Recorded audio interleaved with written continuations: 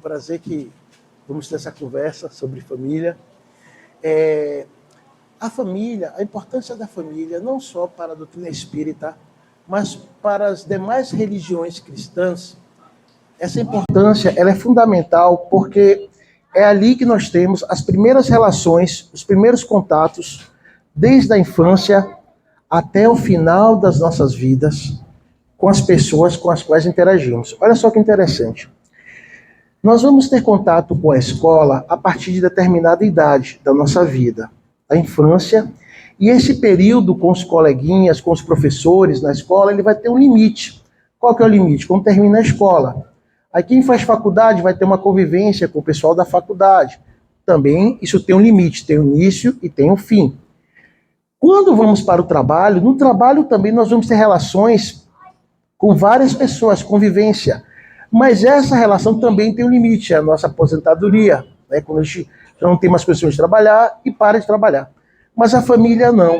A família, ela é a nossa relação desde o momento em que nascemos até o último dia de nossas vidas. Em tese é para ser assim. Então nós entramos no nosso processo de vida, crianças, bebês, e nós vamos partir, se tudo correr, né, como esperado, idosos cercados pelos nossos familiares.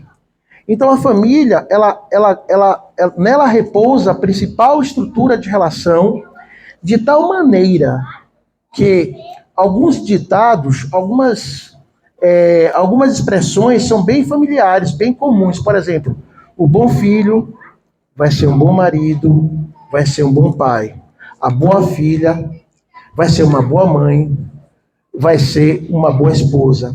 Essas relações que fazemos entre a nossa família com os meios fora de nossa família mostram a importância que as nossas famílias têm para a nossa evolução. Evolução como espírito, como criatura, como filhos de Deus. Se nós pararmos para pensar, nós vamos ver o seguinte. O que nos leva a procurar uma religião? O que nos leva, hoje, sábado pela manhã, estarmos aqui, vimos a Casa Verde, enquanto outros irmãos vão à missa, outros vão aos outros cultos, o que nos move a procurar uma casa de fé? Já pararam para pensar? Por que nós buscamos uma casa de oração? Porque se nós olharmos, todos nós, independente da idade, independente da classe social, todos nós passamos por problemas. E esses problemas nos angustiam. E nós encontramos problemas também dentro da família. Às vezes encontramos problema na família numa relação conturbada. Às vezes pais e filhos não conseguem se relacionar bem. Às vezes irmãos não conseguem se relacionar bem. Casais não conseguem se relacionar bem. Né? Nós também podemos encontrar problemas na família no que diz respeito, sabe o quê? A doenças. Doenças que acabam adoecendo não só o doente, mas também a própria família. Por exemplo, quando tem um membro da família que adoece, quando a doença ela é uma doença longa, uma doença crônica, às vezes não tem uma boa perspectiva de melhora, toda a família adoece junto, toda a família se entristece, toda a família se desdobra para poder cuidar daquela pessoa que está doente. Um dos grandes problemas na parte, por exemplo, da droga, dos vícios, é que a gente percebe no CAPS que o vício, ele não pega só a pessoa que está viciada. Ele adoece toda a família que está ao redor. Porque como nós temos uma relação de família, nós também temos relação de quê? De afeto, de carinho. Então é inviável para uma mãe estar em paz, estar tranquila, se seu filho está doente. É inviável para um pai estar feliz, estar tranquilo, quando seu filho está doente, quando seu filho está com problemas, independente da idade. Desde pequenininho, o jovem, o adulto, o pai e a mãe sempre vão ter por seus filhos uma preocupação muito natural, muito espontânea, um desejo de seu bem-estar. Quando eles estão bem, nós estamos bem. Mas quando eles estão em situações difíceis, nós nos angustiamos também. E a recíproca é verdadeira. Quando se observa em crianças que têm lares em conflito, em briga, em discussão, muitas crianças, elas acordam com medo que seus pais se separem. Elas têm medo dessa separação. Então, essa relação familiar, ela é a base do que nós somos hoje. A nossa relação familiar, ela vai ter um impacto muito grande, muito considerável em todas as outras nossas relações. E como falávamos, por que vimos a uma casa de oração? Porque temos problemas. A doutrina espírita, o cristianismo, ele nos traz consolação, consolar nosso coração. Então, se a gente parar para analisar, um dos motivos que nos leva a uma casa de oração é consolar as nossas dores. E como é que se consola a dor que sentimos diante dos problemas, diante das dificuldades? Inclusive no seu familiar. Como é que se consola?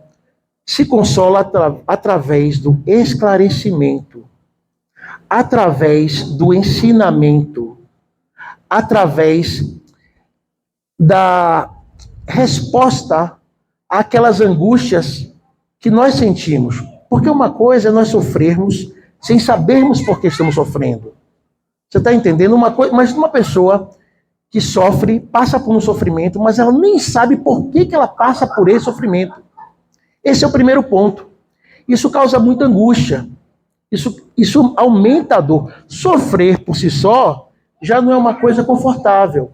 Mas quando a gente sofre e não entende por que sofre, esse sofrimento ele se torna ainda mais cruel.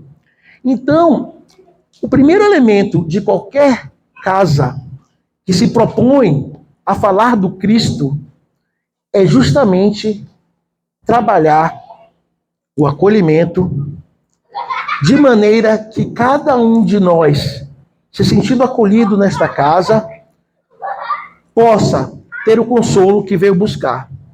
É como se fosse um refresco para a alma. Então, nós temos o mundo lá fora, é um mundo que é cheio de problemas, e aqui é o nosso oásis. É o nosso cantinho onde a gente vem reabastecer as nossas energias e buscar entendimento. Há 3 dimensões de se tirar melhor proveito do que viemos buscar nessa casa. Há 3 dimensões de se observar um problema, uma dificuldade. Eu vou convidar isso aqui agora para vocês. Pense em qualquer dificuldade que você esteja sentindo, passando pela sua vida. Então, primeiro ponto é constatar que o problema existe. É entender que um problema existe. Esse é o primeiro passo. Você reconhece que ali é um problema e que aquele problema ele precisa ser solucionado. O problema ele existe. O segundo ponto, e aí é que vem a doutrina espírita, aí que vem o cristianismo nos auxiliar, é quando a doutrina, é quando o cristianismo, ele nos explica por que o problema existe. Primeiro é entender que o problema existe. Segundo,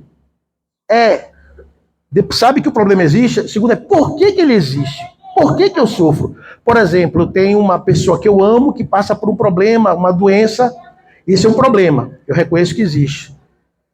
A segunda coisa é, por que isso acontece? É porque Deus é cruel? É porque Deus esqueceu de mim? Esqueceu da minha família?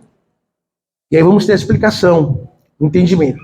E o terceiro ponto é, o que eu posso fazer para diminuir a dor que é grande? Olha só.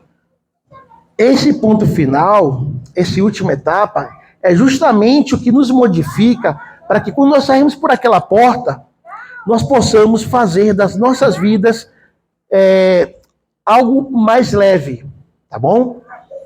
Então tá, os problemas, cada um tem o seu, né? Nós conhecemos os problemas genéricos de família, doença, relação, né? Os problemas que temos conosco mesmos. Ansiedade, tristeza, depressão. Então, os problemas são muitos, problemas financeiros, os problemas existem.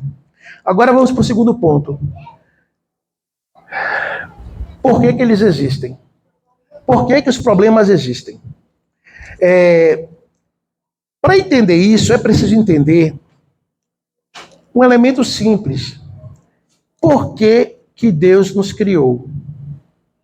Já se perguntaram por que Deus... Já se perguntou por que Deus me criou? Tem pessoas, às vezes a gente ouve a pessoa falar assim, eu não queria nem ter sido criado, eu não queria nem existir para não passar por tanto problema, por tanta dificuldade. Mas por que Deus nos criou? Porque, olha que interessante, Deus não precisa de nós. Deus não precisa que nós existamos. Deus não fala assim, eu vou criar porque eu preciso ter um filho, eu preciso ter criaturas. Quando se estuda no livro dos Espíritos, uma das características de Deus é a onipotência. Ele é potente por si só. Ele se basta. Ele não precisa. Ele não é necessitado. Ele, por si só, ele se basta. Então, Deus nos criou. Estamos aqui, isso é um fato. Aí você pergunta, mas então por que ele me criou se ele não precisa de mim? E a resposta vem com Jesus. Porque Jesus nos traz um Deus que é o nosso Pai e nos ama. Deus nos criou por amor. A razão pela qual estamos aqui, cada um de nós, encarnados e desencarnados, a razão pela qual existimos é pelo amor de Deus. Deus nos ama. E seu amor é tão profundo por cada um de nós que a palavra que mais se aproxima para descrever essa relação é Pai. Porque é o que nós mais conhecemos como o amor mais aperfeiçoado na Terra. É o amor de um pai pelo filho, o amor de uma mãe pelo filho, aquele amor que é capaz de dispor da própria vida para salvar. É um amor que não espera a troca. É curioso essa relação de pai e filho, mãe e filho, pelo seguinte, quem não é mãe, não é pai, para ter uma noção, faz essa comparação. Quando tem um casal, toda a relação de afetividade, de amor, ela se baseia no princípio da reciprocidade. Ou seja, eu faço a minha parte, você faz a sua parte. Tem um casal, o marido faz a parte dele, a esposa faz a parte dela. Quando um dos dois começa a falhar, o casal já começa a andar com as pernas bambas. Porque não está havendo reciprocidade. Um está amando, está se sacrificando, está doando pelo outro, e o outro não. O outro não quer saber disso, o outro está sendo egoísta. E aí a coisa começa a não dar certo. Amizade ela existe enquanto há lealdade. Porque um amigo é leal ao outro. Mas se aquele amigo ele se desvirtua e ele começa a não mais ser leal, começa a lhe praticar o mal, lhe prejudicar, ele deixa de ser seu amigo. E a relação de amizade se acaba. Essa, basicamente, é a regra de relação social que nós aprendemos. E nós fazemos isso não é porque nós somos maus, é porque nós queremos nos proteger. Então, eu não vou ficar próximo de alguém que quer me prejudicar. Eu não vou ficar perto da minha esposa se, de repente, minha esposa muda e começa a me prejudicar. Eu não vou querer estar próximo. É natural, é um sentimento de proteção. Mas quando temos pais para com filhos, essa relação muda. Porque aí, o que nós temos? Começa logo no nascimento. Aquela criança, independente do que ela faça, nós continuamos a amar. Independente. E mesmo adulto, se vier falhar conosco, já como adulto, nós ainda assim, mesmo que magoados, mesmo que chateados, nós vamos desejar sempre o quê? A mudança dele. Que ele mude para que possamos voltar a sermos uma família. É diferente das outras relações. Por exemplo, tem relações, não de pai e filho, mas o normal em relações que não tem essa proximidade, mãe e filho, pai e filho, muitas vezes a gente sente raiva, sente ódio, quer que o outro morra. A gente já começa a desejar o mal. A nossa mente trabalha assim. Nós somos traídos, aí, puxa, que ele seja traído também. Me machucou, que ele seja machucado também, que Deus mostre para ele. A nossa mente trabalha ainda nessa forma. Quando chegam com os filhos, a coisa fica diferente. A gente segura a mão. Um filho magoou uma mãe, a mãe não vai falar assim, tomara que você morra de câncer, miserável. Não. Porque a relação é diferente. Então, é essa relação que nós transpomos para a relação de Deus para conosco. Deus nos cria por amor.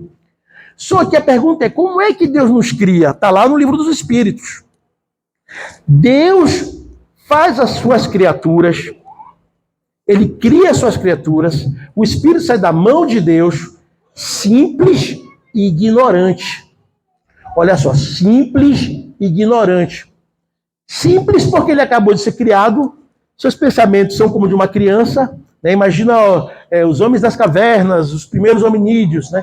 Um raciocínio bem simples e ignorante. Ignorante de ignorar, de desconhecer. Não conhece bem as coisas, não conhece a lei do universo, não conhece as experiências. Ele surgiu naquele momento. E no momento que somos criados por Deus, aí sim começa a nossa grande jornada. A nossa jornada, criaturas, filhos, criados por Deus por amor, criados simples e ignorantes, que vamos começar a aprender. Nesses processos reencarnatórios, quando vimos a carne, para aqui experienciar um com o outro as dimensões de afeto. E aí vamos aprendendo. Só que olha que interessante. Nesse processo de aprendizado, que a gente chama de evolução, tudo no universo evolui. É uma das leis divinas a evolução. As espécies evoluem, as nossas almas evoluem, nossos espíritos evoluem. Então, se nós evoluímos, significa que o nosso espírito ele vai aprender e ele vai galgar novos conhecimentos e nós vamos nos tornando melhores à medida que evoluímos. Quando você vai lá no livro dos espíritos, vê as categorias de espíritos, há 3 grandes grupos. Tem o grupo, digamos assim, o grupo número 3, que são chamados de espíritos imperfeitos. Aí você pensa, será que eu sou espírito imperfeito? A segunda categoria são os espíritos bons. E você tem a primeira categoria, classe 1, espíritos puros. Então, você tem espírito puro, você tem espírito bom e você tem espírito imperfeito. Vocês acham que nós estamos em qual categoria? O que será, né? Eu acho que não é muito difícil não, né? Para ajudar, vamos dar aqui uma colinha. A terceira categoria, ela se caracteriza pela preponderância da matéria sobre o espírito. A matéria, ela se prepondera sobre o espírito. Por exemplo, se vem uma doença no corpo físico, a gente se aflige, a gente chora, a gente se apavora, entendeu? As pessoas morrem, a gente, meu Deus, morreu, entendeu? Eu não tenho dinheiro para comer, eu estou passando fome. As condições materiais, elas se sobrepõem às necessidades do espírito. Essa é a categoria de espíritos imperfeitos. Olha que espíritos imperfeitos, meus irmãos, não quer dizer que são espíritos maus. Os espíritos maus também são imperfeitos. Mas quando você vai analisar a categoria de espíritos perfeitos, são vários tipos de espíritos. E o que eles têm em comum não é que eles são malvados, é que eles são ignorantes. E nessa ignorância, a matéria predomina sobre o espírito. Nos espíritos bons, categoria 2, já é diferente. Os espíritos têm um entendimento, e seu entendimento, ele se põe por sobre a necessidade material. A matéria já não os domina. Você quer ver um exemplo? Imagina Paulo de Tarso. Imagina alguém virar para você e falar o seguinte: se você negar Jesus, eu não vou cortar a sua cabeça. Paulo fez o quê? Corta. Eu não nego ao meu Senhor. Morrer com Deus é lucro. Amigo, isso é um espírito bom. Você vê que ele não tem medo das adversidades materiais. Mas ele ainda não tem todo o conhecimento. Ele não tem todo o conhecimento. Ele não é do espírito puro, mas ele já é um espírito bom. E ele só não é espírito puro porque a Paulo ainda lhe faltava, como a Pedro, como a João, ainda lhe faltava alguns conhecimentos que eles não tinham.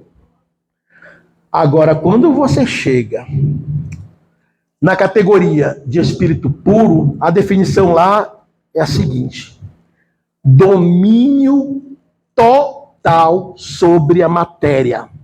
O espírito puro é um espírito que ele é capaz de transformar água em vinho. Aquele que estava morto, que, vem cá, levanta.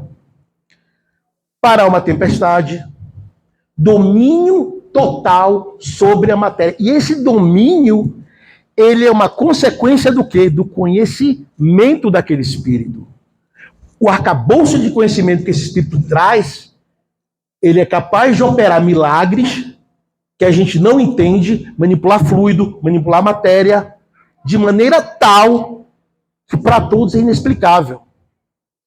E esse espírito, ele não padece de nossas dúvidas. Ele sequer padece desses nossos sentimentos de tristeza, de angústia, porque ele compreende a lei de Deus. Esse exemplo, o livro dos Espíritos nos fala que o exemplo a seguir é Jesus. É o único espírito puro que esteve na Terra. Pois bem, mas nós não somos espíritos puros. Então, nós estamos aprendendo. Então, por que nós passamos pelas dificuldades? Porque nós somos criados por Deus por amor, somos simples e ignorantes e estamos aqui para aprender. Então, tudo que nós passamos, ela tem por causa o sofrimento. Olha só, a experiência é diferente do sofrimento, tá? Experiência, porque a mesma pessoa pode passar pela... Ó, digamos aqui, você tem uma pessoa aqui que passa por essa experiência, outra pessoa aqui passa pela mesma experiência, só que uma sofre e a outra não sofre. Quer ver um exemplo? A pessoa está passando por uma doença incurável que vai levá-lo à morte. Pessoas diferentes vão reagir de maneiras diferentes. Tem um exemplo muito bonito do gigante deitado, um espírita de Minas, foi amigo do Chico. E, cara, se você vê a palestra dele, ele tem um livro, inclusive, dele, O Gigante Deitado. Eu esqueci o nome dele agora. Vocês lembram? Se alguém lembrar. Ele ficou cego, jovem, ele andava, queria ser jogador de bola, teve uma doença neurodegenerativa, autoimune, sem cura. No final desse senhor, ele era numa cama, onde levava ele para os lugares na cama e ele perdeu a visão. E você vendo ele dar palestra, você não acredita. Tem no YouTube as palestras dele preto e branco. Preto e branco. E ele sorrindo e contando piada. E você fica assim, cara, como é que pode essa pessoa estar fazendo isso? Se fosse eu nessa situação, você nasceu andando, falando, enxergando, e de repente você para de andar, você para de ter movimento dos braços, fica numa cama, preso a uma cama, com uma dor horrível no peito. Ele tinha que botar um saco de areia de 20 quilos para diminuir a dor que ele sentia, entendeu? E você está lá consolando pessoas. Então você vê que não é a experiência em si, mas é o que o espírito ele percebe da experiência. Tá entendendo? Então, não é que Deus nos cria ou a vida nos traz problemas. A vida nos traz experiências de aprendizado. O problema vai estar da forma como nós conseguimos perceber aquela experiência. É uma coisa distinta. Isso vai ser de espírito para espírito. E aí chega no terceiro ponto. Qual que é o terceiro ponto? O terceiro ponto é o que a doutrina espírita nos convida, o cristianismo nos convida a fazer diante desses momentos que para nós são momentos de dor, de angústia e de tristeza. Então vamos lá. Há algumas recomendações dos Espíritos e do próprio Jesus. Entre elas, é importante entender o seguinte, que o nosso coraçãozinho, o nosso sentimento, ele não é... Como é que a gente fala assim? Ele não dá para trabalhar com duas coisas ao mesmo tempo. Não dá para a gente, ao mesmo tempo, eu estou sentindo ódio, muita raiva, muita fúria no meu coração, e ao mesmo tempo eu tenho um profundo sentimento de carinho e de gratidão. O nosso coração, a nossa mente, a nossa alma, ela não consegue trabalhar em duas dimensões antagônicas ao mesmo tempo. Ela pode trabalhar alternadamente. alternadamente. Por exemplo, você está numa situação que você se encontra com um grande inimigo, uma pessoa que você não gosta. Você se encontra com aquela pessoa ali, você não gosta dela. Você vai sentir raiva. Beleza. Você sai daquele ambiente, aí vai para outro ambiente. Lá naquele ambiente você encontra uma pessoa que você ama muito. Você vai mudar. Então, nós conseguimos ter essa alternância entre sentimentos bons e sentimentos ruins em momentos distintos. Mas a gente não consegue sentir esses sentimentos antagônicos no mesmo instante. Então aí vai a primeira sugestão, primeira recomendação. Quando nós sentirmos sentimentos que não nos agradam, a primeira conduta para nos auxiliar é a oração. A oração, ela vai nos ajudar a sair dessa dimensão de sofrimento e vai nos levar para uma dimensão diferente. E essa oração, quando a gente trabalhar a oração, um dos sentimentos mais potentes que nos ajudam é a gratidão. Aí você vai falar para mim assim, poxa, mas eu estou passando por um problema. Como é que eu vou agradecer por um problema que eu estou passando? É difícil, né? É difícil. Porque a pessoa está passando por esse problema, sabe? Eu estou passando, sei lá, por... Eu vou falar o que eu tenho observado. Eu estou preso numa cama, porque eu estou com um problema de saúde e eu preciso fazer um tratamento para que minha perna volte a mover. Ela já move, as pernas movem, o braço move, eu consigo falar, mas eu estou preso na cama porque eu tenho um problema no joelho e de repente eu não consigo sair da cama. E já estou há 1 ano na cama. E para mim é muito difícil, mas eu consigo me sentar. Essa pessoa passa por um problema grave, não passa? É difícil você... Como é que você vai agradecer por estar na cama doente? Algumas pessoas conseguem. Quando elas entendem, Senhor, isso é um momento de aprendizado, de provação, me dá condições, beleza, mas a maioria não consegue. Para a maioria que não consegue, a sugestão é sempre olhar para o lado menor. O que é o lado menor? O lado menor é o lado pior. Quando nós começamos, por exemplo, se você vai no hospital, se você vai numa visita domiciliar para pacientes acamados, se você vai no hospital de câncer aqui na BR, a sua mente começa a mudar. Começa a mudar em que sentido? Você vai ver pessoas lá que elas queriam fazer uma coisa, só uma coisinha. Sabe o quê? Fazer xixi. Fazer pum-pum, mas elas não conseguem. Tem que ser tudo sonda, porque os órgãos delas estão parando. Tem que colocar... Queria poder comer, mas não pode. Porque elas não conseguem sequer mastigar, tem que botar uma sonda pelo nariz. Elas queriam poder se levantar, mas não podem.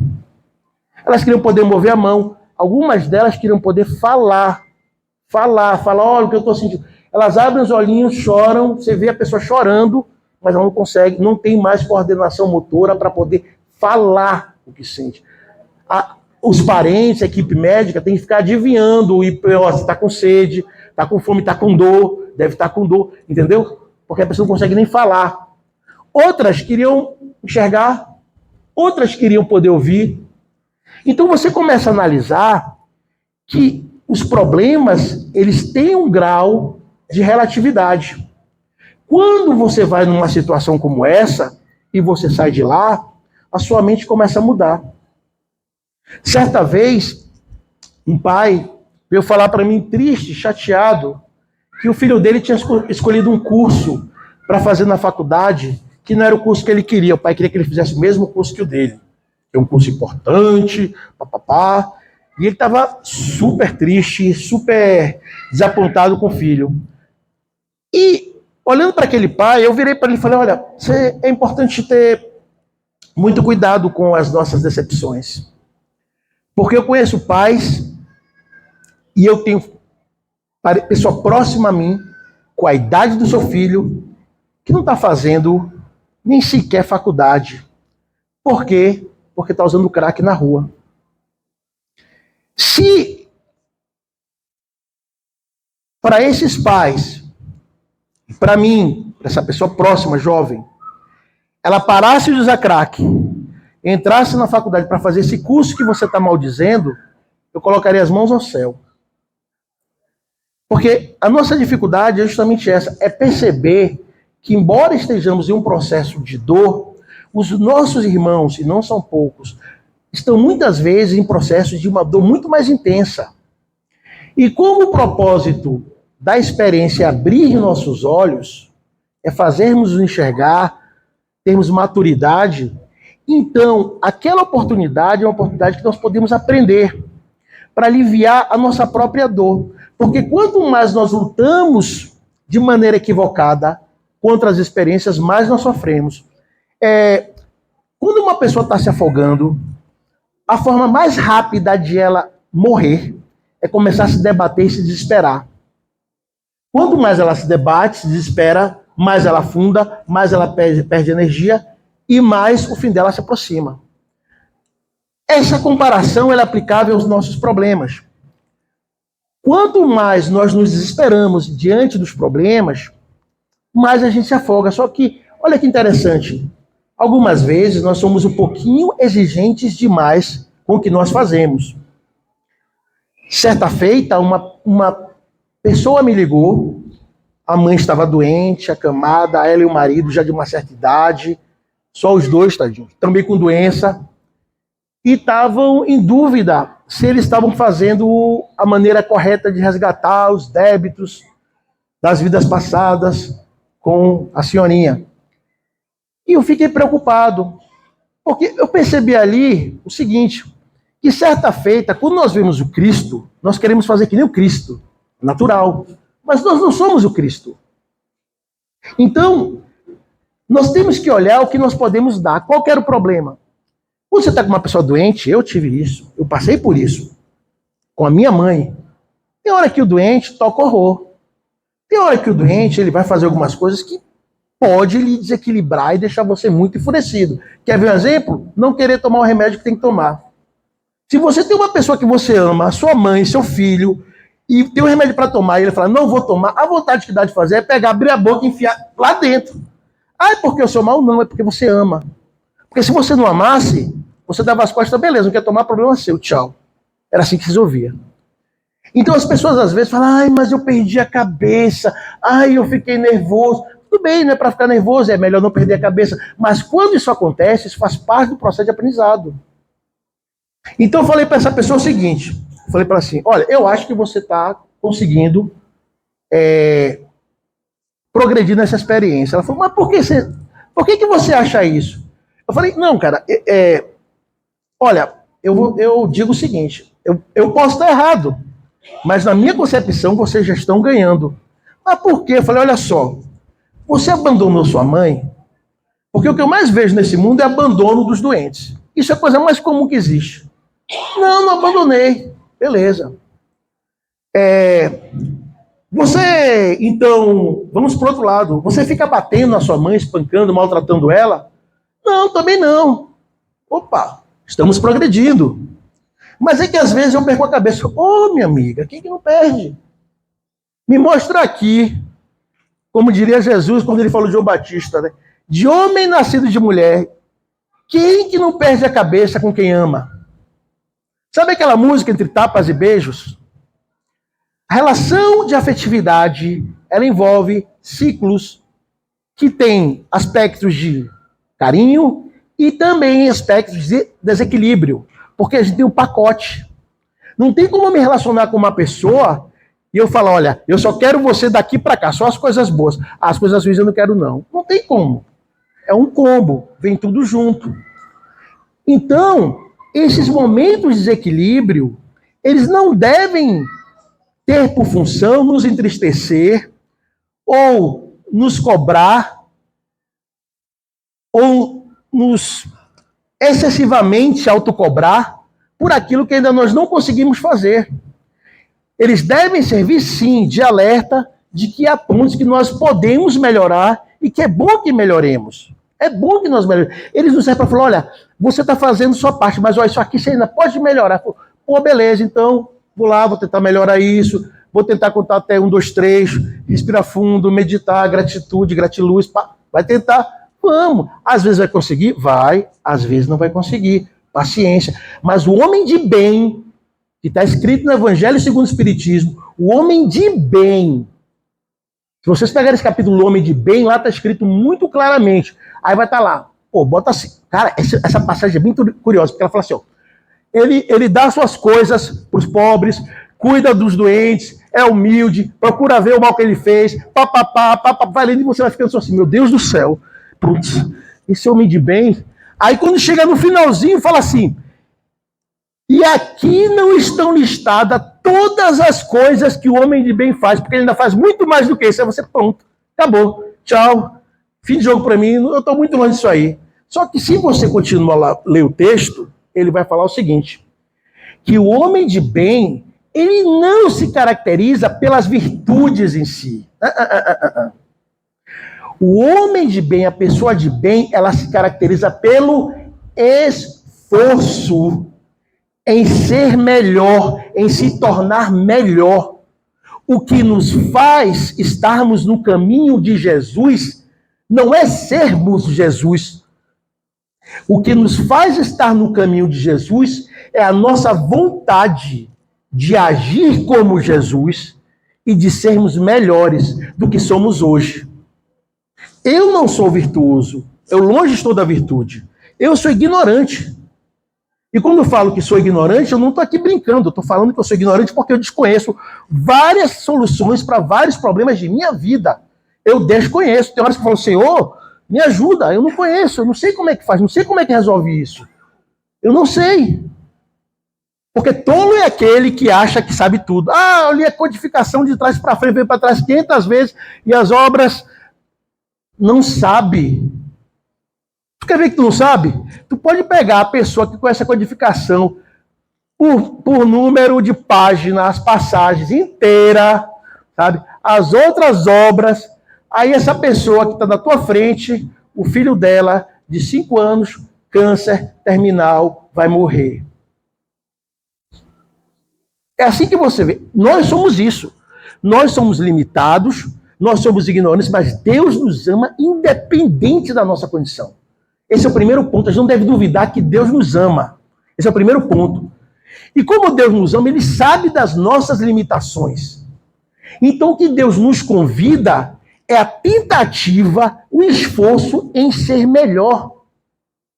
Deus não está pedindo aqui que você, agora eu vou ser o mártir. Com calma. Deixa isso para quem está mais lá na frente. Você tem que olhar para o teu irmão, que você não está falando hoje, e ligar para ele e falar, mano, eu liguei porque me deu saudade. É mentira, não deu saudade nenhuma não. Mas eu liguei, saudade, eu não quero nem ligar para ele, mas eu vou ligar. E aí vem uma coisa curiosa também, sabe qual que é? A virtude de fazer o bem está lá também no Evangelho segundo o Espiritismo. A caridade. A gente conhece caridade como que? O amor. Eu amo meus irmãos, então vou abraçar, beijar. Beleza. Não estou dizendo que isso não é. Isso é caridade, sim. Mas o que a gente esquece é que no nosso nível há condutas que não são espontâneas. Se você vai falar com o irmão que você não fala há muitos anos e você tem raiva dele porque ele te machucou, você não vai chegar para ele e falar assim, quer dizer, você vai até falar, pô, irmão, tava com saudade. Mentira. Mas tava com saudade. Ela fala, nossa, você é hipócrita. Não, você não está entendendo. Não, vamos com calma.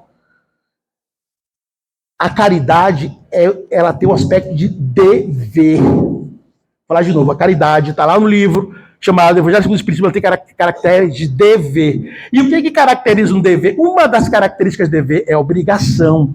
E a gente faz o que a gente faz não é porque a gente quer, mas porque a gente tem compromisso. Muitas vezes eu peço perdão para que eu não quero perder. Eu falo que eu gosto, olha, eu gosto de você, e eu às vezes não gosto. Mas é minha obrigação moral. Não interessa o que eu sinto, o que interessa é a minha conduta. Eu tenho que pegar minha conduta. Agora eu não consigo amar.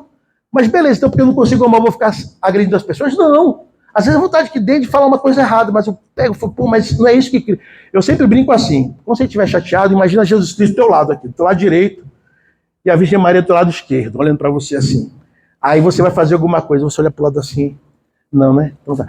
Então, tá tudo bem. Você tá dando nada da vida. Não, tá tudo bem, deixa pra lá, você pisando no meu pé. Eu sei que você não viu, você tá chateado. Mas a tua conduta é diferente, porque é um senso de dever. E aí vem um ponto bem curioso, tá? Se você tem, analise o seguinte comigo. Você tem um espírito que ele já faz a caridade espontaneamente, ele está nesse nível, ele está mais evoluído, está nesse nível, tá? Ele já faz a caridade espontaneamente. E você tem um espírito que não consegue fazer a caridade espontaneamente. Ele ainda faz a caridade, ele faz a conduta correta, ele faz o que é certo, não porque o coração dele se alegra, mas é porque ele tem um senso de dever, ele tem um senso de comprometimento e se tornar melhor. Como ele não sabe ainda fazer, ele vai imitar, ele vai dissimular, com o intuito de quê? Com o intuito de se tornar melhor. Ele vai ensaiando, é como as crianças fazem. Se você pegar uma criança de 5, 6 anos e botar ela para escrever o alfabeto, a letra dela é horrível. Mas você não vai falar isso. Por quê? Porque você entende que a idade dela só permite ela escrever daquela maneira. E aquilo é o melhor que ela consegue fazer. Então a professora vai chegar assim, ó, 0 pro Luizinho, porque ele escreveu carro, C-A-R-O, faltou um R aqui, era para ser C-A-R-O. Não, porque reconhece-se que aquilo que se pode ofertar está dentro da capacidade do espírito. Então nós temos que ter esse julgamento e essa análise diante das nossas condutas, para a gente não correr nem para um extremo e nem correr para outro extremo. Um extremo é irresponsabilidade. Não tenho compromisso com a minha evolução, eu estou aqui para curtir e vou sofrer as consequências, com certeza. Esse é um erro. Esse é irresponsável. Mas também é errado eu partir para outro extremo. Qual é o outro extremo? Não, agora, meu amigo, evolução aqui 2.0, eu vou desencarnar como Chico Xavier. Meu objetivo é esse. Vá com calma. Porque isso pode gerar um processo de culpa, de frustração, que em vez de te ajudar, vai te atrapalhar. O que é o mais apropriado? É trazer o aprendizado com Cristo para a nossa realidade, buscando se esforçar nas nossas limitações, para que a gente possa ser melhor do que foi ontem. É esse o nosso papel. Vamos ter quedas? Vamos. Às vezes, qualquer aluno, ele vai errar uma vez. Não tem esse aluno que, da hora que ele nasceu até a hora que se terminou a escola, ele sempre tirou 10. Não. Isso não é para nós ainda. O nosso objetivo é tentar se esforçar para ser melhor. Às vezes, meu vizinho, ele já faz melhor do que eu. Pô, graças a ele, esforço dele, mas eu vou chegar e vou começar a fazer também, tentar me esforçar. Por exemplo, eu sou obeso, tenho dificuldade de emagrecer. Quando eu olho para uma pessoa correndo na pista, nossa, velho, eu olho assim, putz, pô, era pra eu cara. Aí quando é mesmo, pô, Guda, você tem que perder peso, eu falei, pô, é verdade, cara. Né? Às vezes quando você tá na clínica, né, depois de saúde, aí vem um paciente, aí eu pego assim, eu falo, aí eu olho o exame e digo assim, pô, olha, a glicemia tá alta, colesterol tem que fazer uma dieta, caminhada. E eu fico sem conseguir me olhar no espelho, porque, pô, olha pra mim, cara. Você está entendendo? Agora, você acha o quê? Você acha que não. Eu acordo todo dia de manhã e falo assim, não, eu quero ser gordão e quero infartar. Claro que não. É claro que não. As pessoas, elas erram porque elas ainda não conseguem fazer melhor. Você está entendendo? As pessoas erram porque elas ainda não tem criatura humana que vai chegar e vai falar assim, olha, eu consigo fazer assim, certinho, mas eu vou fazer errado porque eu quero. Não existe isso. As pessoas querem desequilíbrio, agressividade, xinga, dá tapa na cara, bate na porta, dá tiro. Sabe por quê? Porque não tem autocontrole, não sabem fazer melhor, a mente ainda não sabe fazer melhor. No momento que a gente amadurece, a gente sempre vai buscar, de uma maneira ou de outra, tomar o melhor caminho para a nossa própria alma. A gente fala de caridade, mas muitas vezes a gente não consegue nem fazer com a gente. Tá bom. Obrigado, irmão. Obrigado por avisar.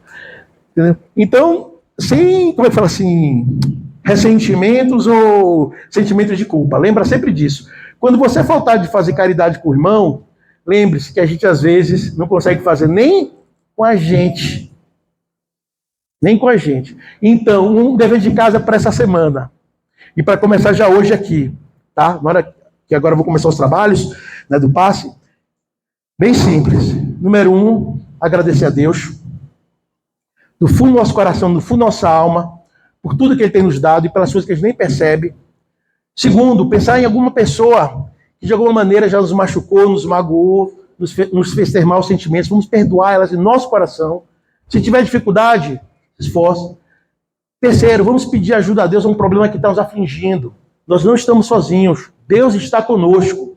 Então vamos pedir ao nosso Pai. Ele não é nosso padrasto, ele não é nosso vizinho, ele é nosso Pai. Vamos pedir ao nosso Pai ajuda para os nossos problemas. Entendeu? E força para que fiquemos cada vez melhor. Deus abençoe. Obrigado.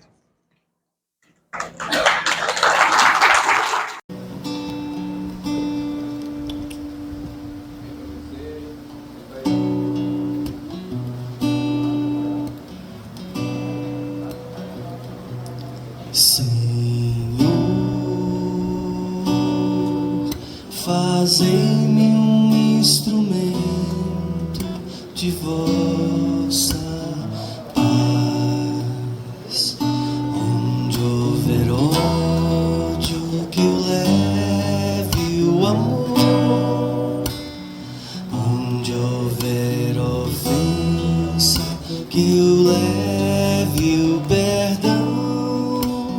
Onde houver discórdia, que eu leve a união. Onde houver dúvidas, que eu leve a fé. Onde houver erro, que eu leve a verdade. Onde houver desespero, que eu leve a esperança. Onde houver tristeza, que eu leve a alegria. Onde houver trevas, que eu leve a luz. Ó Mestre, fazei que eu procure mais consolar que ser consolado, compreender que ser compreendido, amar que ser amado, pois é dando que se recebe, é perdoar